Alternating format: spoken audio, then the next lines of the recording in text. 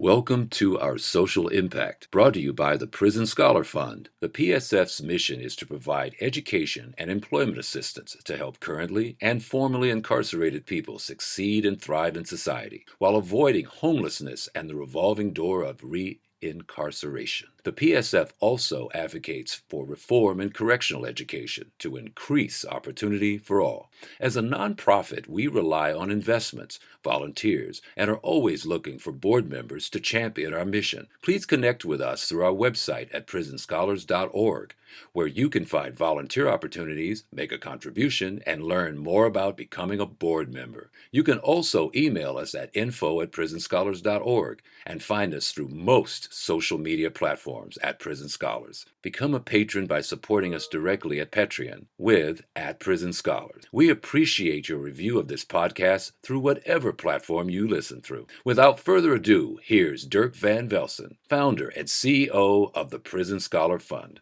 Thank you for joining our social impact. We have Michael Cheever of the College Success Foundation and Anthony Peterson, also on the board.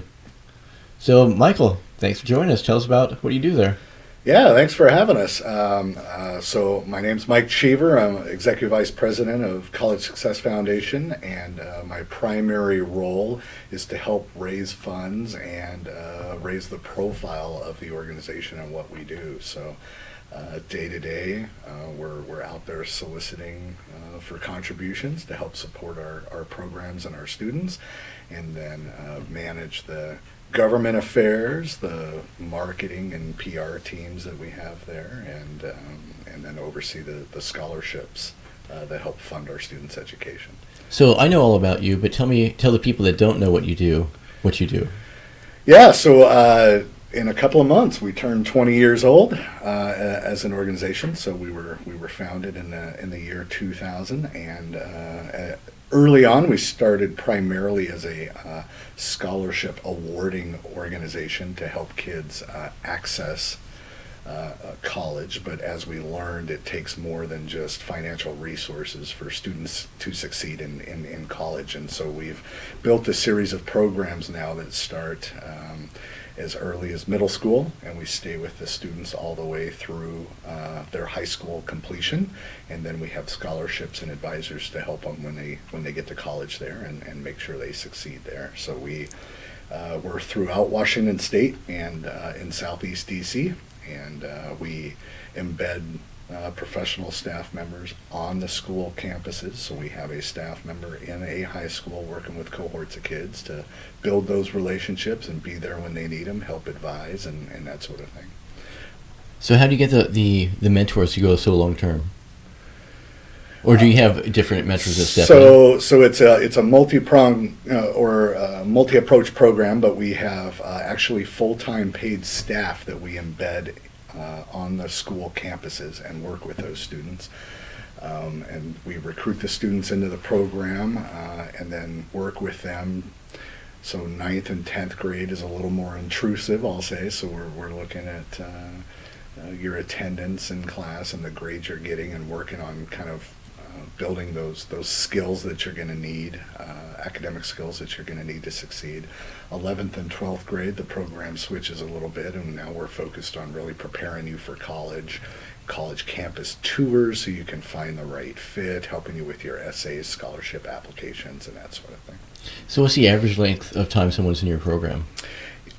So if we bring them in 7th grade and we're with them all the way through college, so it's a good 10-year relationship. A lot of people really stay around that long. So it's a family once you're in, and I don't know, when did you start?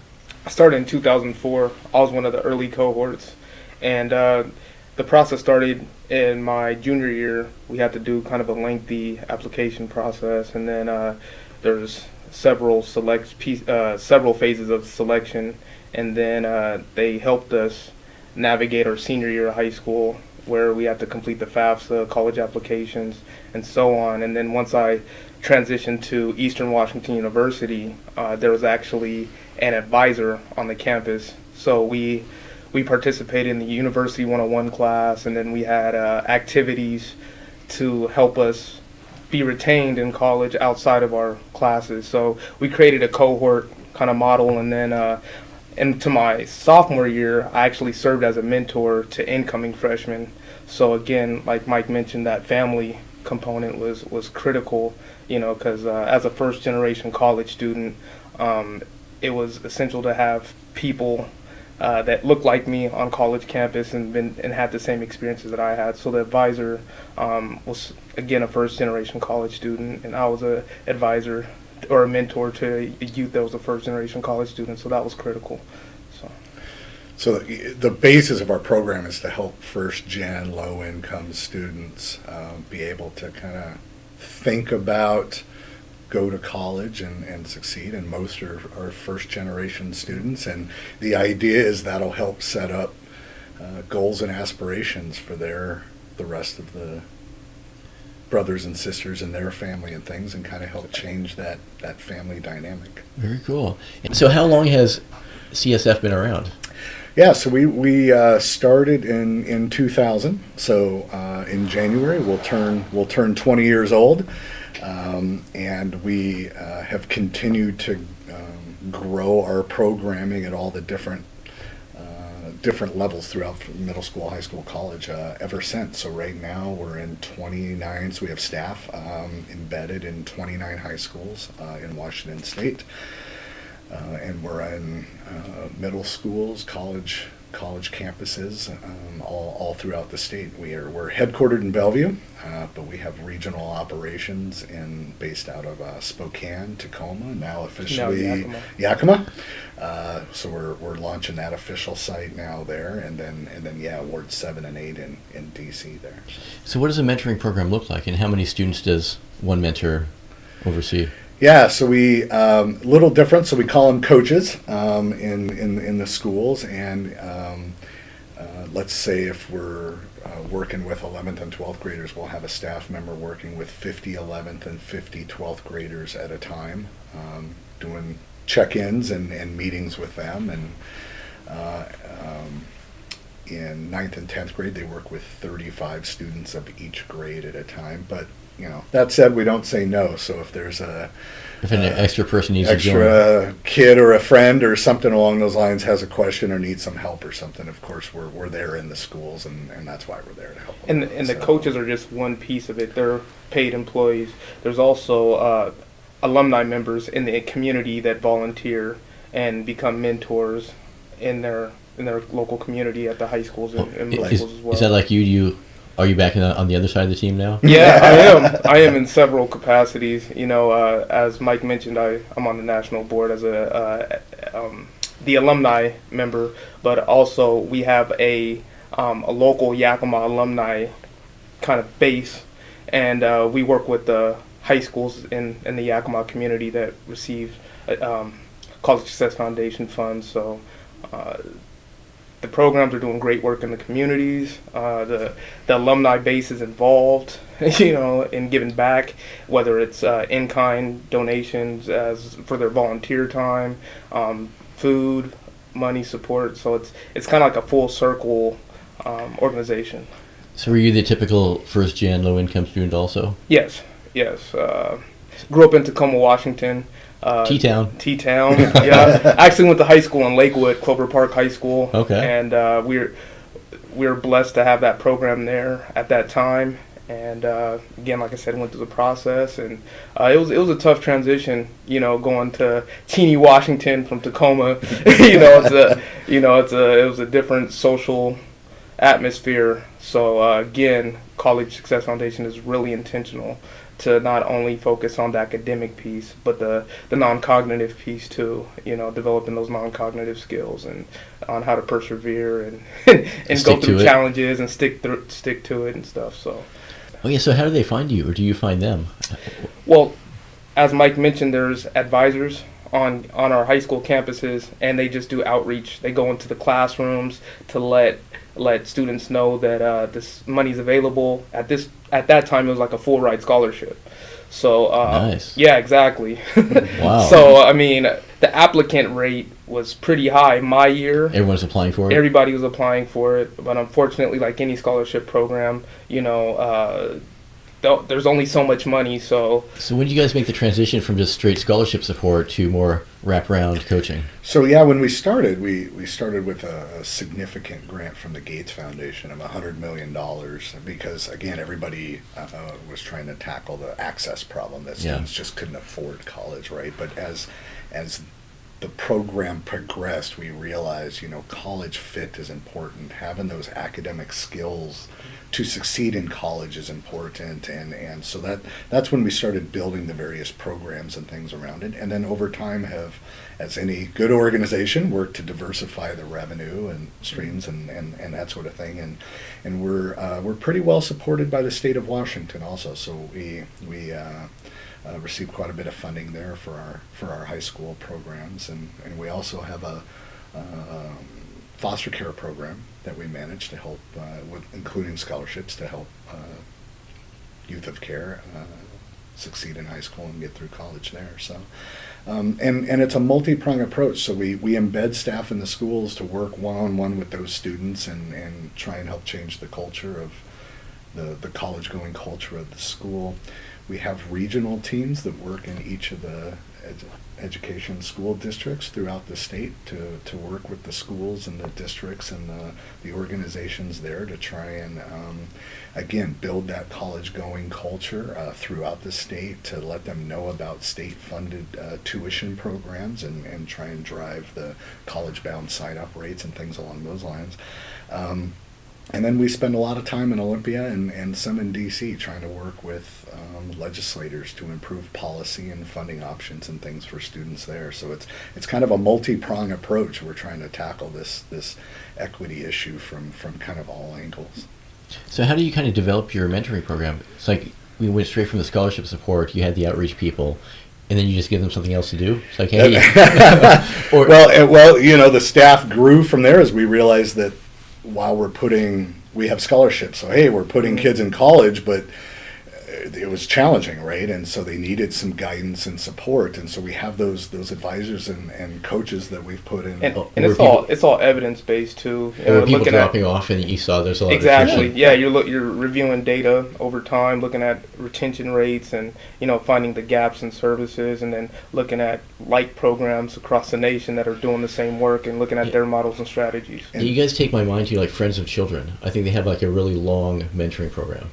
Yeah, exactly. And so, I mean, every interaction that we have with the students are entered into our systems and things, and we have a research and evaluation team that tracks how our students are progressing, what's working, what isn't. We survey every kind of orientation and all the key milestones with students, and we're continually working on kind of curriculum or rubric improvement to our programs and things like that. We augment that with a lot of community volunteers that may come in and say, hey, let's do a healthcare day, and so our students can see what it's like to be a nurse and work on suture practice and things to see if that's what they want to do, or spend some time in a courthouse with some attorneys and a judge to see maybe I want to get into the law fields and things along those lines.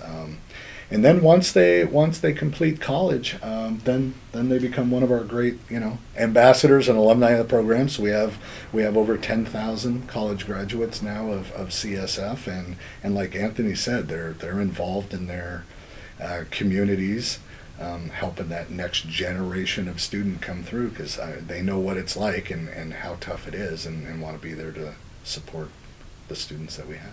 10,000, that's a lot. It is. We're really excited about that. So yeah, next year 20 years, and we have over 10,000 graduates. It's fantastic. So you talked about the curriculum. What does the curriculum look like? What does a mentor do there? Or a coach, excuse me. Yeah. And I only ask because we're kind of developing our mentoring coaching program, so I'm always curious to hear what other people are doing. I'll defer over to the big guy here on the ins and outs, but I would say early on, a key to the success really is relationship building, right? And earning the trust of the students and things, that we're not just here to give you an assignment and leave. Like we're with you for the long term, and we are here to make sure that you succeed. So once we kind of build that trust with the student, then I think that's when the magic happens. I agree, and I think generally speaking, it's building a relationship with the student, but then also finding your role in that individual school. Some schools operate differently, and then they have expectations of what your role is too. So just letting them know that you're here for students in general, and then helping supplement some of their counseling services, which include, getting the student prepared for the next class, getting the student prepared to the next grade level, which will ultimately impact their enrollment in college. The other services, direct services that are a part of the mission, include college visits, career site visits, as Mike mentioned, just exposing those students to careers, in-demand career fields, so to ensure that once they go to college, they get a degree, that they can attain a job with competitive wages. So again, looking at the advisor does a lot of data in their local community to see, they do a lot of labor market analysis and stuff to make sure that their site visits are relevant, and the college visits are relevant. So they do also one-to-one kind of case management, so to speak. They work with the student to track their progress, help advise the student. So it's some of those things. It's a lot of tough love too, right? Yeah. So pushing them, accountability. pushing them out of their comfort zone and things like that. And I'll say it takes a village for anyone to succeed. And so it's not just CSF, right? It's in partnership, obviously, with the state, but with the schools, the district, the teachers, the principals, the vice principals, the counselors. Mm-hmm. I mean, their caseloads are too high. There's too many kids in the classes and things, and they can't do it all. So we're really there to kind of help augment and support and guide the students as best as possible. And then connecting them to resources in the community too. So I know you can go to each different school, and an advisor would probably have some sort of book or desk aid with contacts for various community resources, because again, being a low income first generation student, there's needs that are outside of the school, that these kids and families need. So the advisors really help connect the students out to resources that are in the community. So I think that's a critical component of the program that we don't want to just look over. Yeah, so tell me about your how you kind of ended up where you are now. Did you show up with your coach and kind of figure out, hey, I want to do this, and did they guide you down a different path, or were you kind of dialed in and you already knew what you wanted to do? Oh no. So after I graduated high school, I went to Eastern, and at that point I was really chasing a football dream. But on scholarship or something? No, I was invited walk on. Okay. So thanks to the College Success Foundation, I didn't need a athletic scholarship. I was able to go straight off academics and needs-based scholarships and financial aid. But the biggest thing that I think CSF did outside of the financing piece was the connections that I made, and the relationships that I had. At my freshman year, the advisor was Maria Reyna, and she was at Eastern Washington, and she just always had an open door kind of policy. So if we were struggling in class, or if we didn't have enough money to get lunch towards the end of the quarter, just little things, she always helped direct us in that regard. And then even for the academic track that I was on, I wanted to do 10 or 12 different things, I thought, at that time during my freshman year. So she helped nudge me back into alignment, so to speak. So she helped a lot, and I ended up transferring to Central. And just off the strength of her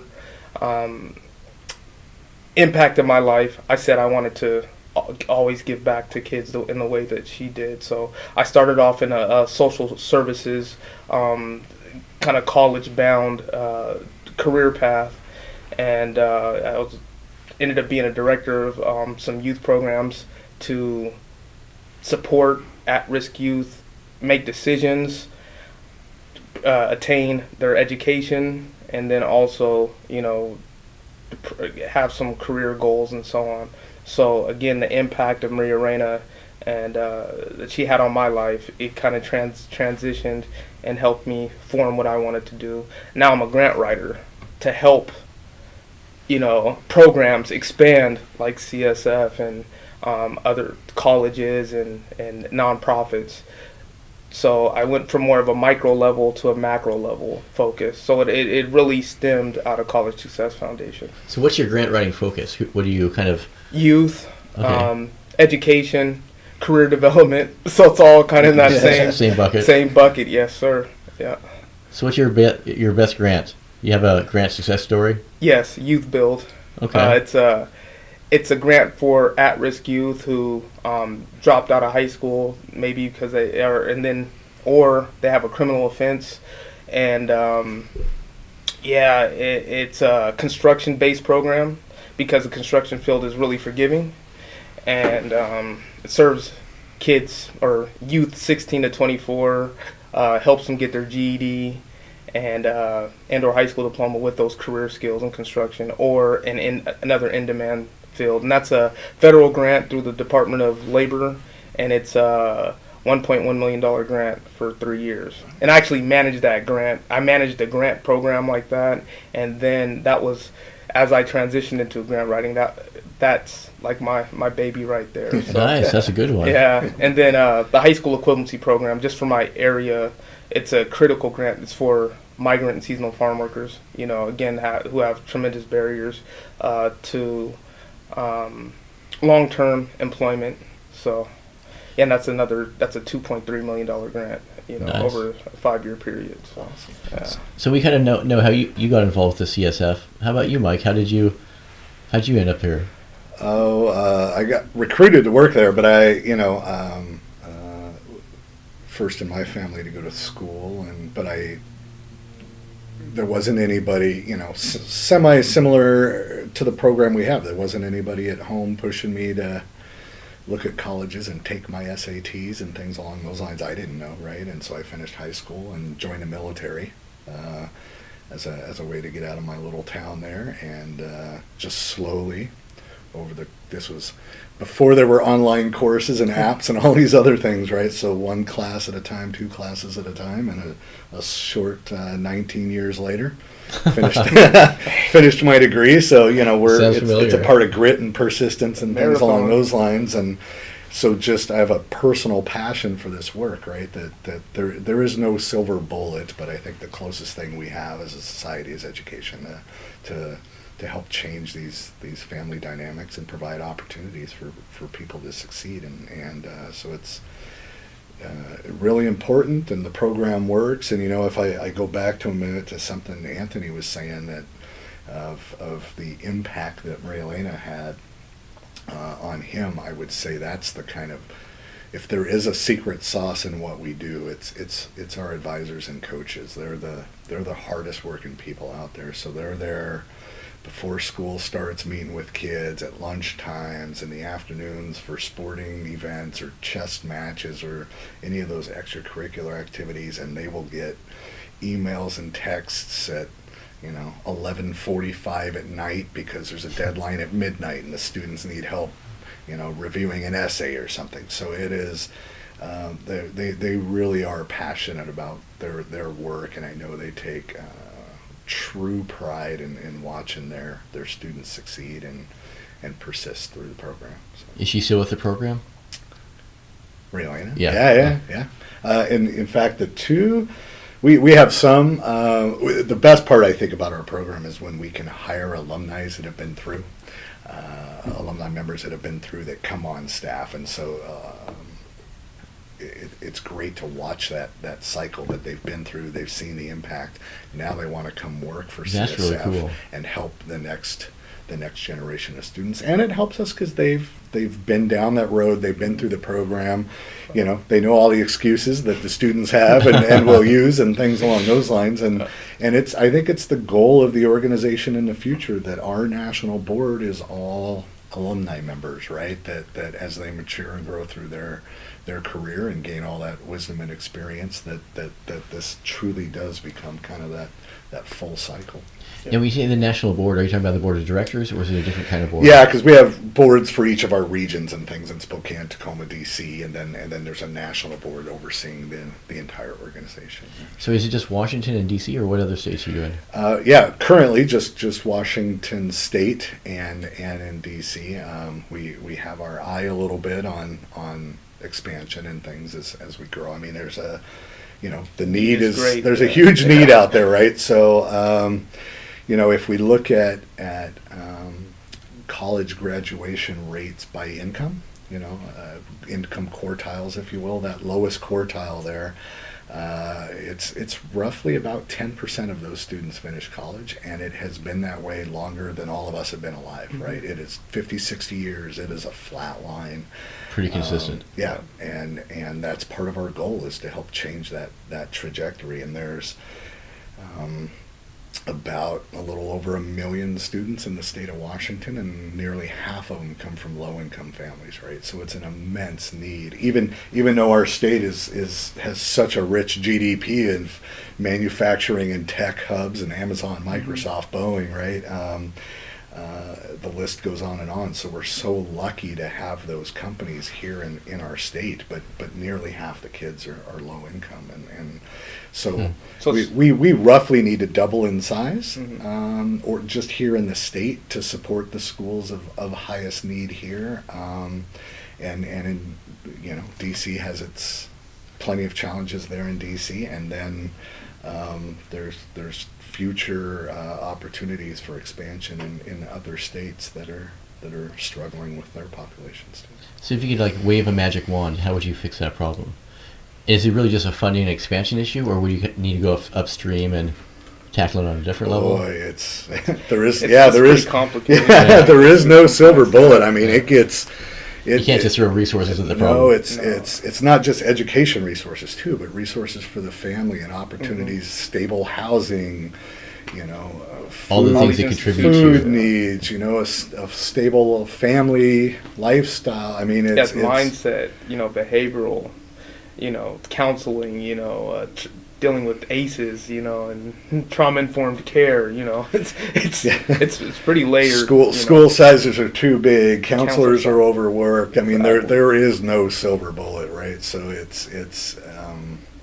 But one thing that College Success Foundation does good is, you chip away at some of those issues. It's not about doing everything. It's doing, certain things great, and then having a partner network that can, address some of those other barriers. So I know one thing the College Success Foundation is really, I guess, the next thing that kind of chipping away at, and Mike alluded to it earlier. We have all these tech hubs, tech businesses, but are our low-income students prepared to assume the roles, those open positions and for those tech hubs, as the new generation comes up? There's a lot of opportunities, but are they prepared academically to pursue those opportunities? So I think that's another area that CSF is going to look into and hopefully address through programming. So you're talking about metrics before. Tell me about your metrics at CSF.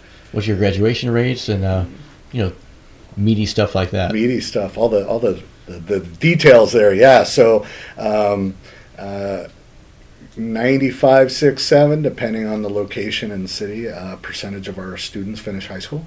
Wow. Which is somewhere 15-20% higher than their peer group. So that's fantastic.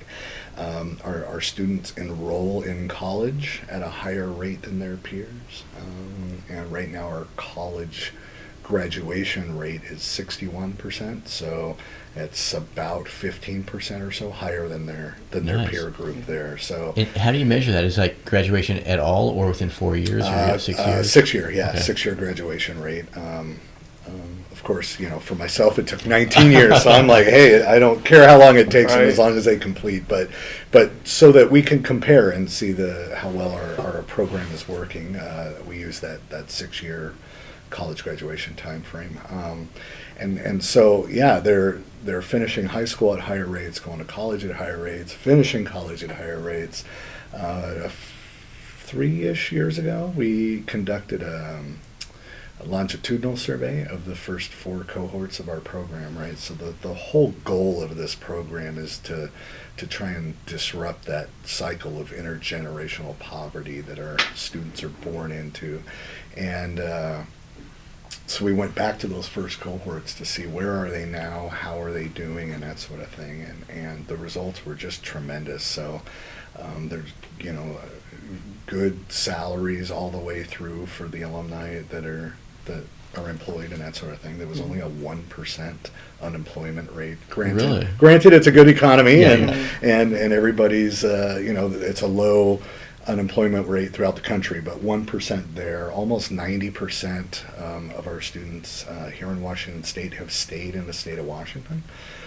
Which is great because this is about us kind of growing our youth and our workforce here. Almost half have gone back to where they went to high school, back to their communities. So it's not everybody just coming to work in Seattle or that I-5 corridor, right? They're going back to where they grew up and try and help their communities there. I think over 90% are registered to vote, and they're spending quite a bit of time volunteering in their community. Yeah. So we're really proud as we look at those statistics and see that we're really building those future leaders of their community in the state, and that they're giving back and contributing and trying to pay it forward. So. And I think that's a lot of the quantitative data, but I think the qualitative data speaks too, where you have alumni groups forming, and speaking and advocating on behalf of CSF, and again, trying to hold, CSF accountable and pay. You have alumni paying their respects to CSF. So again, along with the quantitative data, which is great, you have qualitative data that speaks volumes too. So and I know, try to interview alumni and participants and get participants' feedback, on a kind of on an annual basis in the high schools and in the middle schools, and that feedback is great as well. So to go along with that quantitative data, so CSF is doing great work just across the board from the alumni all the way, down to the middle school students who are enrolling in the program. Amazing program. Yeah. So are you literally in every school in Washington? Or just the big ones, or? No. So we're in right at it's 29, so 30 high schools throughout the state where we have staff there.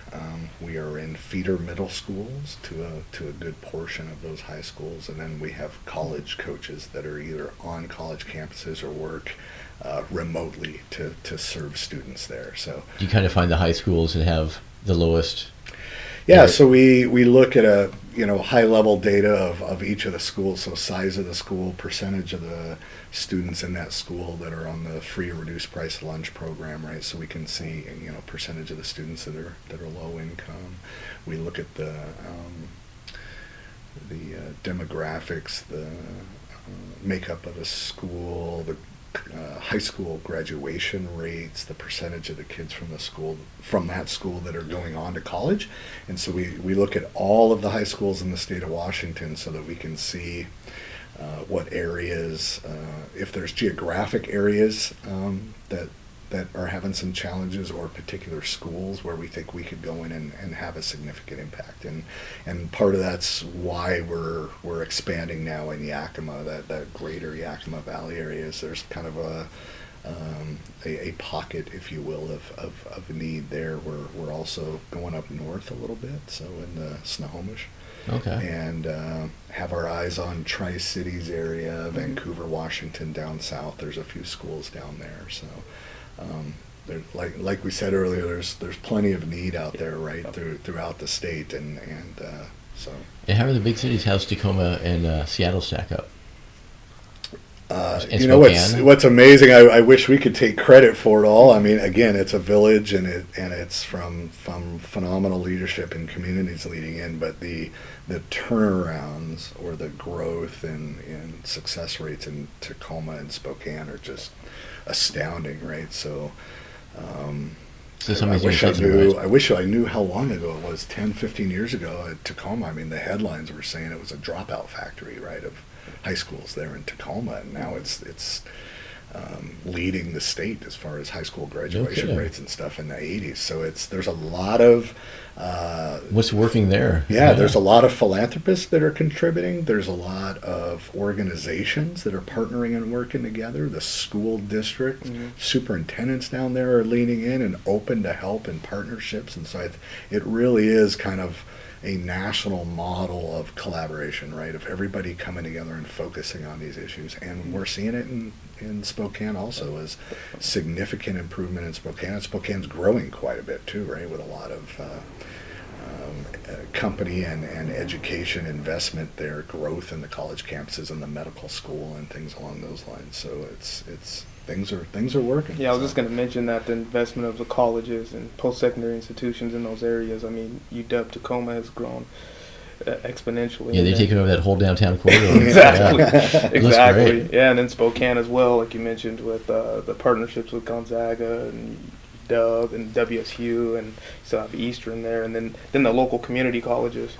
And so, I mean, they have pretty much a program for anybody, you know. So it's just now all the high schools have to do is connect them to the program, and you know, so it's a great partnerships in these communities. Yeah, trending well. Very cool. Yeah. So what's next for you? What's the next thing on your plate? Hey, next year we turn 20, right? So it's a part of it is to say thank you to the community, the investors, supporters, partners, alumni, everybody of 20 successful years of this, of what started as a tiny little 1 or 2 person operation there, and has grown quite a bit. So it's a chance to look back and really celebrate those milestones of our first college graduate to our 10,000th, and say thank you to the communities and things along those lines, and then set the stage for the future, right? What are we going to aspire to do and be in the next 20 years? And